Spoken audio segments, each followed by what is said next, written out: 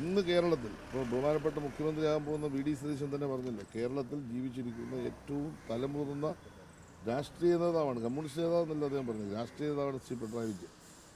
അദ്ദേഹം കേരള നിയമസഭയിലേക്ക് ജയിച്ചു. അദ്ദേഹം മത്സരിപ്പിച്ചതും അദ്ദേഹം കേരളത്തെ നയിക്കാൻ വേണ്ടിയാണ്.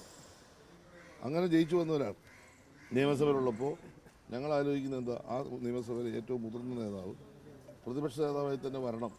അങ്ങനെ വരുമ്പോൾ ജനാധിപത്യ പ്രക്രിയയിൽ പ്രതിപക്ഷവും ഭരണപക്ഷവും പല കാര്യങ്ങളിൽ ഏറ്റുമുട്ടുമ്പോൾ അഭിപ്രായ സമന്വയം ഉണ്ടാക്കാനും കേരളത്തിൽ തുടങ്ങി വെച്ച വികസന പ്രവർത്തനങ്ങൾ മുന്നോട്ട് കൊണ്ടുപോകാനും ഭാവി കേരളം, ഞങ്ങൾ സ്വപ്നം കാണുന്ന നവകേരളം സൃഷ്ടിക്കാനും അതിനുവേണ്ടി ഞങ്ങളുടേതായ പങ്ക് ഈ ജനാധിപത്യ പ്രക്രിയയിൽ നിർവഹിക്കാനും വേണ്ടി അദ്ദേഹത്തെ പോലെ മുതിർന്ന ഒരാൾ നിയമസഭയിലുള്ളപ്പോൾ പ്രതിപക്ഷ നേതാവാക്കുമ്പോൾ എത്ര ലജ്ജാകരമായ അഭിപ്രായമാണ് CPM-നകത്ത് പറഞ്ഞത് എന്ന തരത്തിൽ ഇന്നലെ പത്തനംതിട്ടയിൽ പങ്കെടുത്ത ഒരാളെന്ന നിലയിൽ തെറ്റായി ഉള്ള വ്യാഖ്യാനം, അങ്ങനെ ഒരു പ്രചരണം കൊടുക്കാൻ പാടില്ല. കാരണം നാളെ വി ഡി സതീശൻ ഭരണം നഷ്ടപ്പെട്ടാൽ പ്രതിപക്ഷ നേതാവ് ഞങ്ങൾ എതിർക്കത്തില്ല. എതിർക്കേണ്ട കാര്യം എന്താ?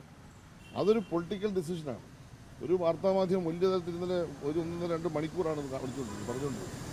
അത്ര മോശക്കാരാണോ പിണറായി വിജയൻ?